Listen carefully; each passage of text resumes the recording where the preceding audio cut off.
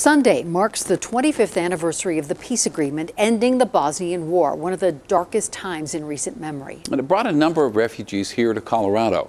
And tonight, Denver 7's Sean Toll shares one of their stories.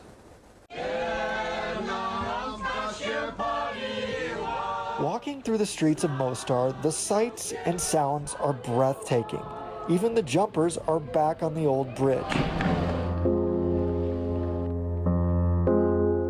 But not that long ago. Mostar was one of the most destroyed cities during the war. They just wanted basically to ethnically cleanse this area of Bosniak people, which are mostly Muslims. My dad's side of the family is Muslim and my mom's is Eastern Orthodox.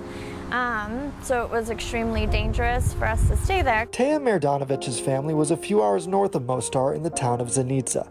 She was very young during the war, but it still sticks with her. Some military folks had come into the apartment and, you know, they were trying to kill us.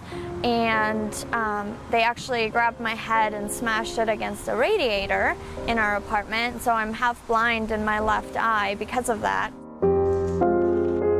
Partial blindness beats death, but that's not the only time her life was threatened as a child. Our building was bombed and they weren't sure if we were going to be able to get out.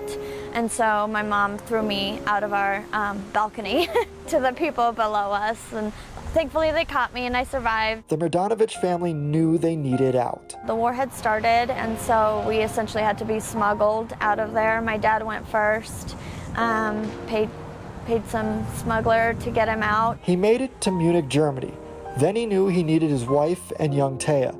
A few months later, he paid the same man to smuggle them out. We were the lucky ones to be able to leave. While the rest of the family remained in the war zone, they lived in Munich as refugees before their path brought them to Denver. We were just down on Emerson Street in an apartment, in the same apartment complex where their friends had been living. Her parents worked multiple jobs to make ends meet, and growing up with other Bosnian refugee families was helpful. It definitely is, and a lot of those people, you know, I grew up with. But it's created a life she never would have had before. I've been the first in my family to have the opportunity to go to college, so that's been really exciting, and being able to, you know, build a life from that. A life she and her parents are extremely thankful for.